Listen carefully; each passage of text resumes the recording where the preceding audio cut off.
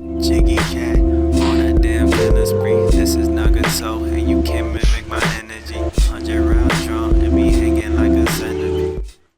Hey everyone, it's me Nagato's Adventure. I hope you guys are having an awesome day for today. And as this title states, I'm going to be teaching you guys on how to create your own dock for your modded PlayStation Vita via using a Raspberry Pi 3.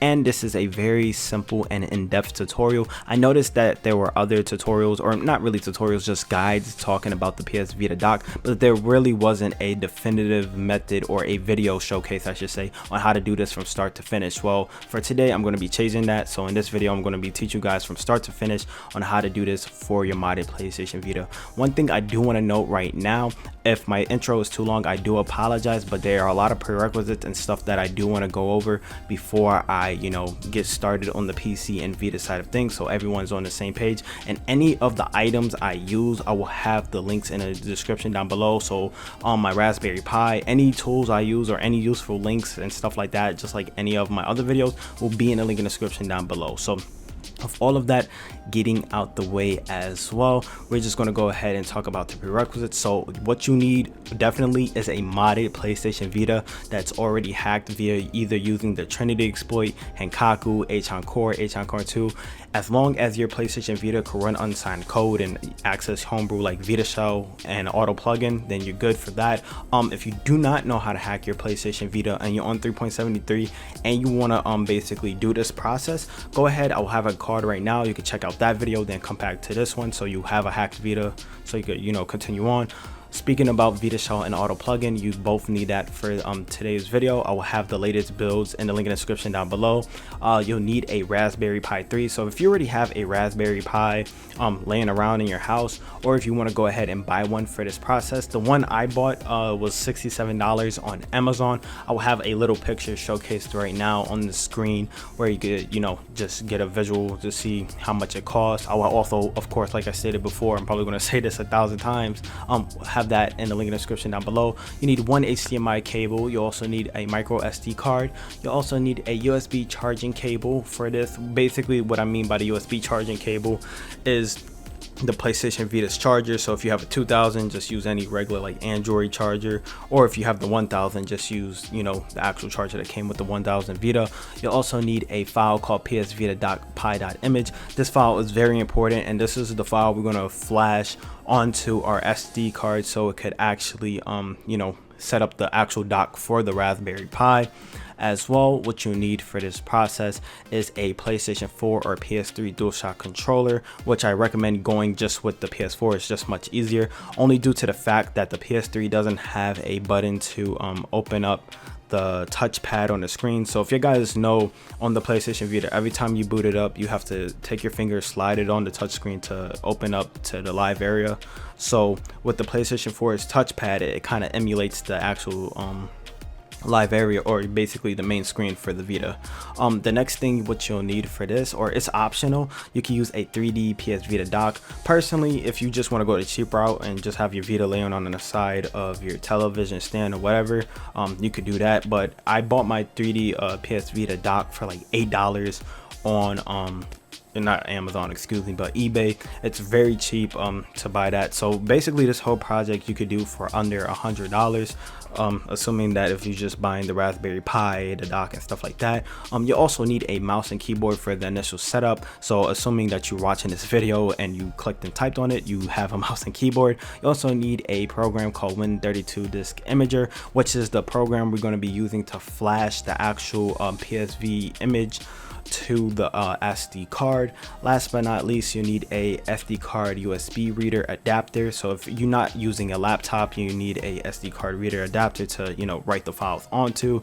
And last but not least, you need a Bluetooth USB adapter. It's recommended but optional. If you want audio streaming from the actual television to your basically your Raspberry Pi so you can hear the Vita's audio, I do recommend that. Of course, you don't have to. You could just use a regular Vita's volume, but if you want full sound and just going throughout the full process, you could use a Bluetooth USB adapter. With all of that getting out the way, I do apologize that my intro is so long, but what I'm going to do is just show visually in the next segment of all of the stuff, and then we're going to go ahead and set up the PlayStation Vita, and then we're going to go and set up everything on the PC. So I'll meet you guys on the Vita.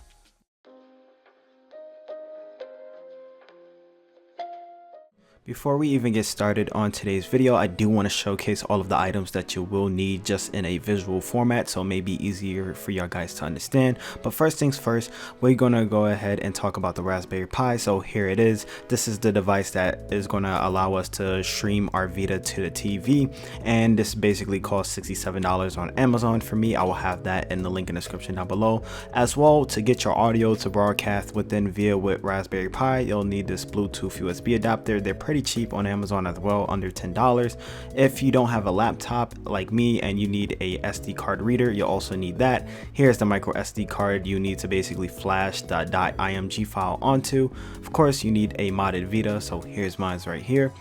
And this is optional, of course, but here is the Vita dock itself. I just bought this on eBay for about like $8, so you could have that if you want a more official look for this. And you'll need your USB charging cable to put in your Vita for the dock as well, and this needs to be connected to the Raspberry Pi. Alrighty, so we're back onto the PlayStation Vita as showcased here. I'm already assuming that you guys did follow all the prerequisites and you did understand all of the items I showcased earlier in the segment of the video. But our goal is to basically transfer over autoplugin.vpk and make sure all of our plugins are onto our device. So what we're going to do now, if you already have auto plugin, that's great, but I'm just going to go ahead and start from the beginning. We're going to verify that our Wi-Fi is on. So let's look at our Wi-Fi via here, so you can see my devices Wi-Fi is on. What we need to do now is open up VitaShell. If you don't already have VitaShell onto your device, I will have that in the link in the description down below as of everything. But what we need to do now is just go ahead and hit start. Go and scroll down via using D-pad, and where it says select button at, just select over to FTP. I mean, you could go ahead and transfer your files over to USB, but just for today, I'm going to be using a FTP client to transfer my files over. So what I'm going to do now is hit select. You should see your device's IP address. Right now, just go ahead and take note of that and make sure the screen is still on, since we're going to be needing to transfer our files over. And what we're going to do now is go to the PC and then get autoplugin.vpk set up. Alrighty, so on the Vita side of things, we already have FileZilla FTP client already fully set up. What we need to do now, in the link in the description down below, I will provide the link for autoplugin.vpk. Go ahead, download it, put it onto your desktop as of right here. But what we need to do is transfer this file to our PlayStation Vita so we can set up our plugins. As well, go ahead in the link in the description down below and download Win32 Disk Imager, and go ahead and download PS Vita doc.image. I do want to state as of right now, this is a large file. It's 7.42 gigs, so make sure, you know, if you're downloading this, not to have anything interfering with your internet, since it does take quite a while for it to download if you're not having, you know, up to par speeds. But with that being all out the way, we're going to just, you know, focus on the Vita side of things first. So what we need to do is open up any FTP client of your choice. I didn't mention this in the prerequisite, so I do apologize in advance, but I will have FileZilla FTP client in the link in the description down below. But if you mess with Vita stuff before, I'm assuming you already have FileZilla. But this program right here is going to allow us to transfer our data to our Vita. So that's why where we showed our PlayStation Vita's IP address, just go ahead and type that in. So mine is, if I could type today, is this right here.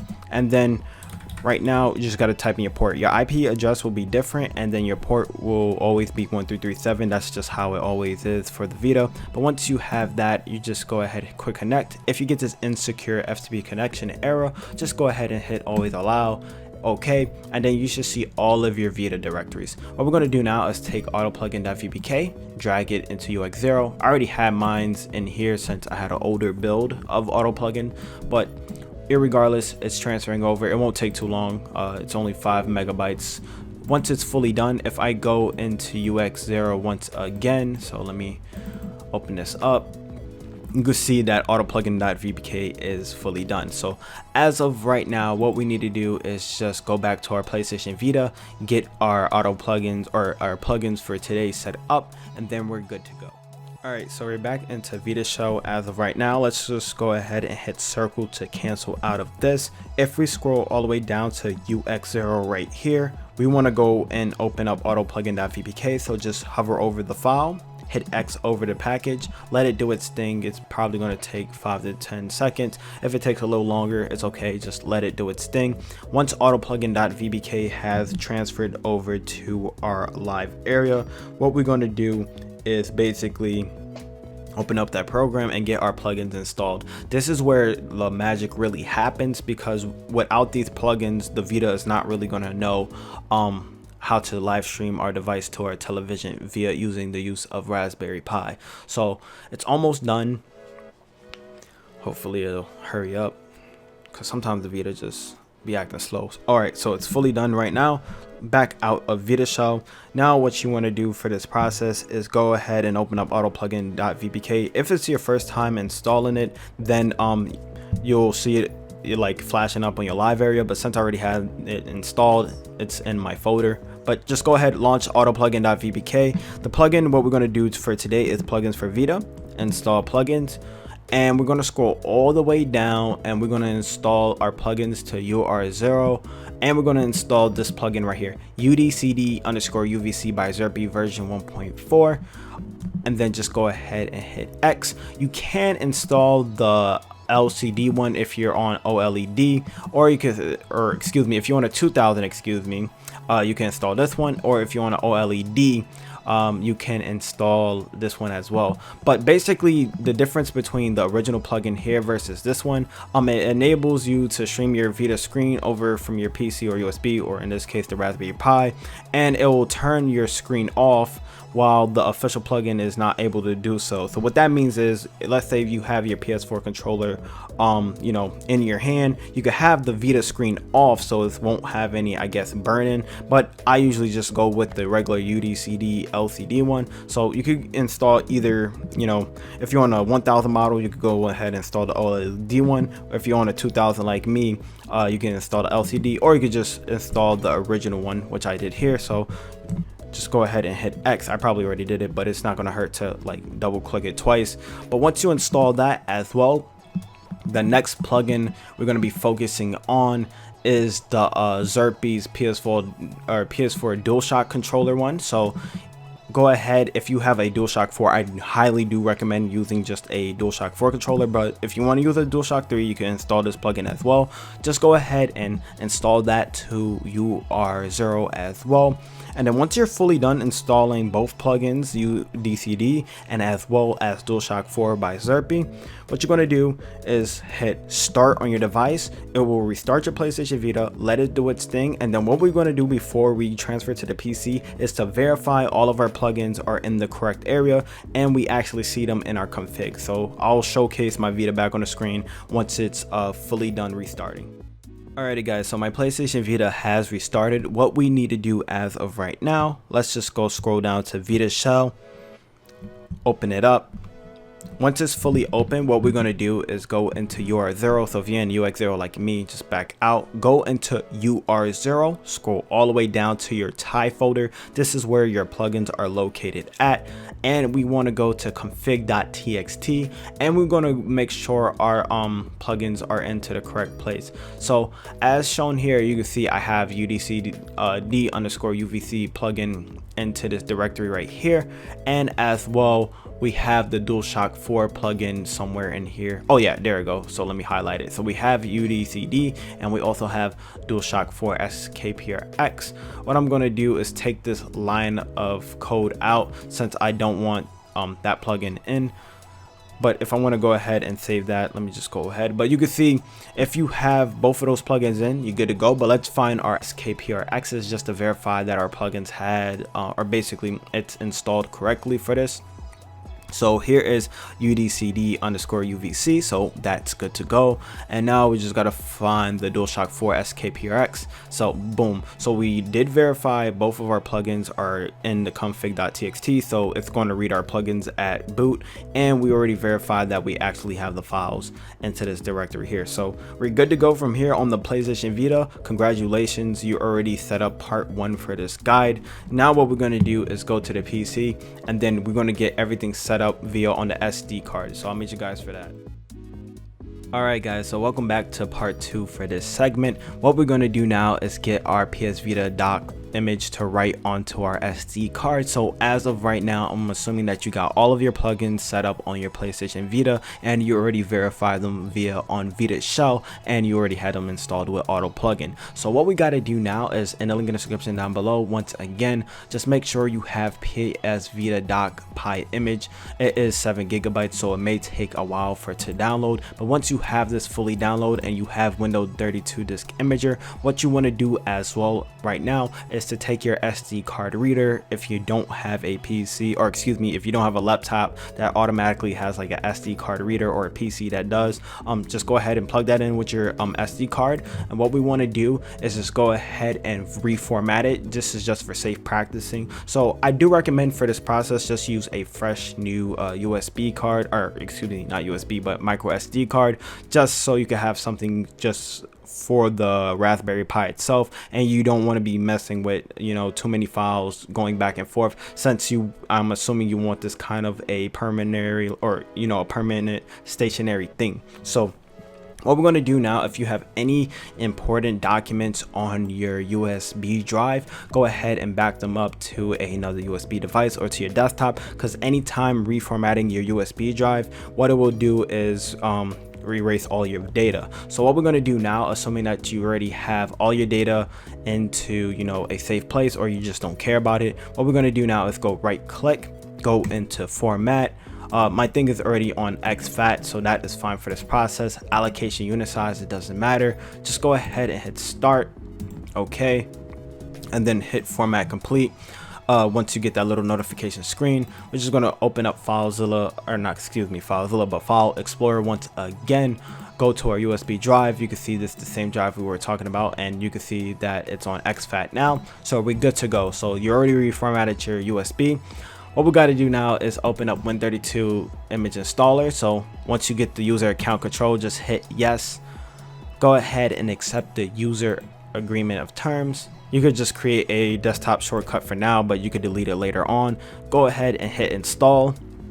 It won't take too long for the executable to extract all of its basically all of its files to your C drive. But once it's fully done, you could read the readme.txt, but for this process I'm just unclicking that so I don't have to read it, so we could just automatically launch into Win32 disk imager.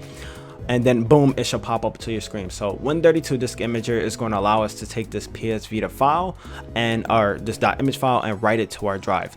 This is a very important step, so please follow as stated. Make sure you know which USB device you're messing with, because for example, my E drive is another hard drive I already know for a fact. So I already know that my micro SD is my F drive, and the best way on how to check which drive you're messing with, because anytime you write an image, it's going to erase all your data clean. So for sure, like this is my hard drive that I have on my PC. If I were to write this one, it'll basically erase all my data clean. So please make sure to check the letter for your USB drive that has your SD card. And another way you could tell if your SD card is like 64 GB, it will say something like 59. But as if I go to my other hard drive, you can see that it's like a 1 TB drive. So you could just tell off the back that, you know, that's not the right drive what we need to write our image on. So make sure it's important that you select on the right drive. So I already know mine is F. Even if you got to double check, I'd rather you double check than, you know, lose all your data. So all we need to do now is just go ahead and open up this folder right here, go into desktop and select over the PS Vita doc Pi image. So this is how it should look. If you have it in your downloads folder, just go ahead and select it from there, or if you have it on my desktop like I do, just go ahead and do that. But what we need to do is hit write to our device. Then it will ask you, or basically give a notification on your computer stating writing to a physical device can corrupt the device. Are you sure you want to do this? Make sure the target device is the letter I stated before, or whatever letter your USB drive is. So mine's is F, so just go ahead and hit yes, and then let it do its thing. So right now what it's doing is writing a image to our SD card so our Raspberry Pi could read this. So as of right now, what I'm going to do is just cut the video right here, come back in 12 minutes once it's fully done, and then you're going to notice there will be some changes onto the actual device itself, and it will split up into 2 partitions. So I'll meet you guys back for when it's fully done.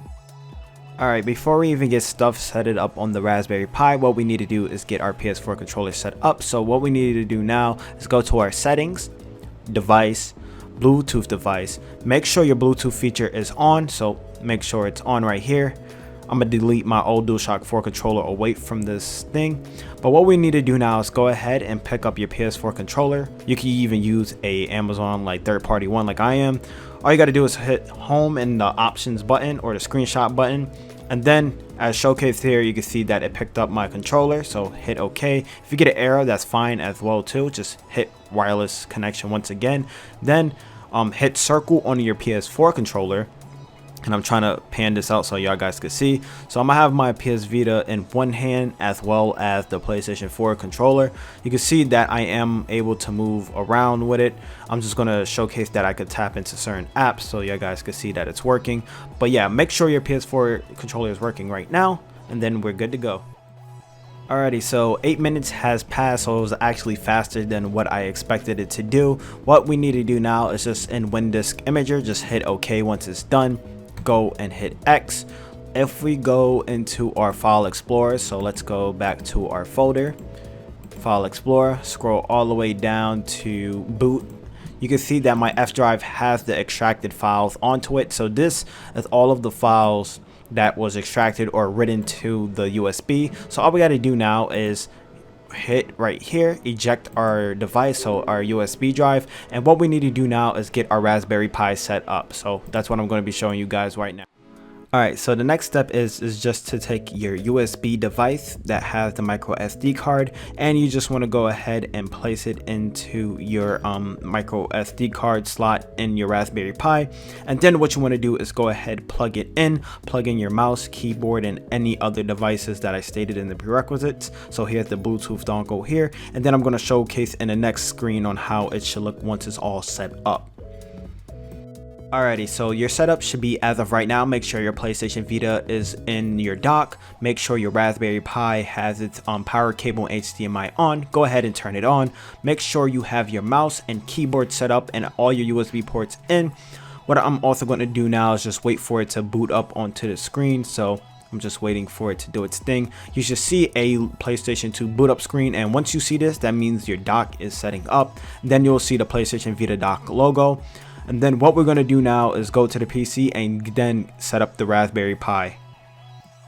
Alrighty guys, so as showcased here, we basically got the PlayStation Vita dock all set up. If you see this screen, congratulations, you're already almost done to get your Vita up and running. But what we need to do is just go ahead and hit OK through this. Basically what this is saying is just saying or stating some key information about the PlayStation Vita's dock software. So I'll just read some of it right here. So for video output, connect your PlayStation Vita to the dock to the Raspberry Pi. So what that just means is take your USB cable from your Vita to the Raspberry Pi so it can display on the screen.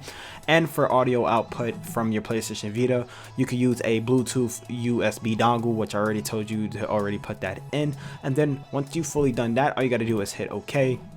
And then you get this little notification as well, just saying welcome to the Raspberry Pi desktop. So take your mouse and your keyboard that is plugged in, just hit next. Go ahead and select your country.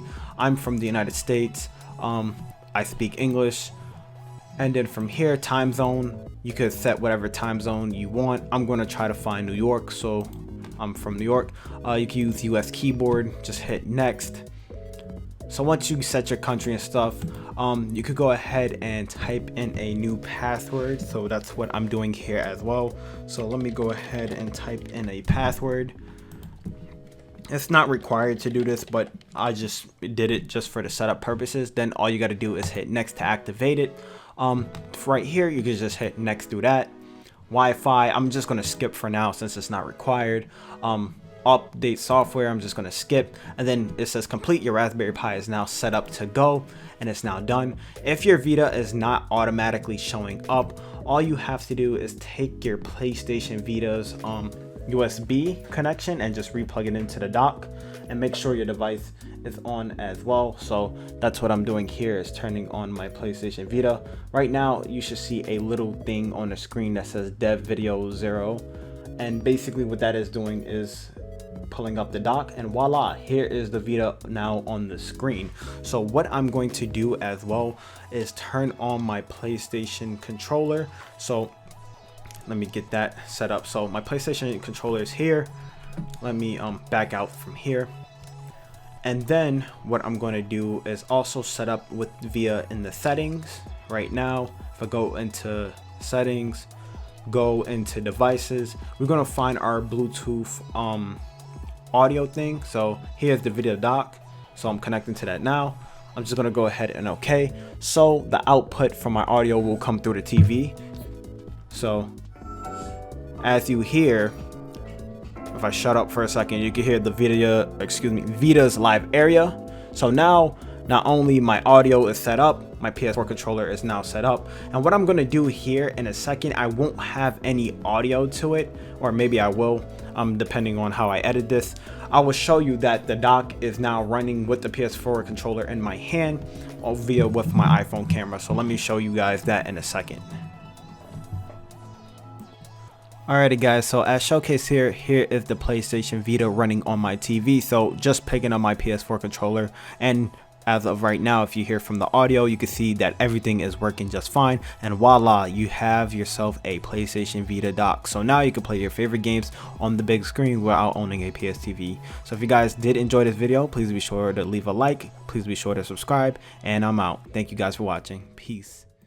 Hey everyone, it's me, Nagato's Revenge here. Hope you guys did enjoy today's video. With that being out the way as well, I highly do recommend that y'all guys go ahead and follow my social media so you never miss any of the latest hacking guides and tutorials on my channel by subscribing to me and hitting that notification button as well. Is another method on how you will know when I drop my latest content, whether it be for the Vita, PS4, PS3, and such and so forth. As well, if you want to be in the mix of things and you want to join my official community, you can join via the link right now showcased on the screen and join my Discord that way. And if you do want to support my channel in any shape or form, you could become a patron. I will have a card right now. But with all of that getting out the way, hope you guys really did enjoy this video, and I'll see y'all next time. Peace.